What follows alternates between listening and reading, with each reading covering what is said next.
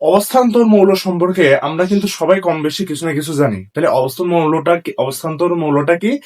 Develop মৌলের স্থিতিশীল আয়নের ডি অরবিটাল যদি আংশিকভাবে অর্থাৎ 1 থেকে 9 এই পরিমাণ ইলেকট্রন দ্বারা পূর্ণ থাকে, তাহলে ওই মৌলটাকে অবস্থান্তর মৌল বলে। তাহলে অবস্থান্তর মৌলের বৈশিষ্ট্য কি কি?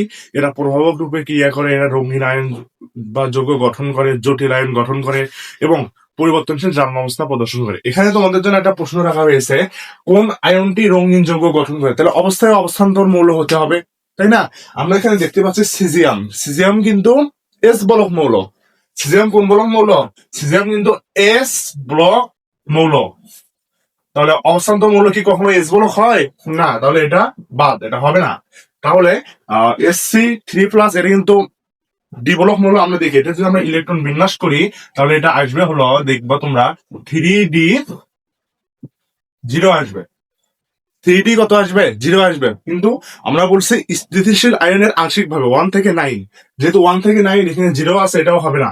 জিঙ্ক 2+ যদি আমরা এটা ইলেকট্রন বিন্যাস করি, তখন এটা আসবে হলো 3d10।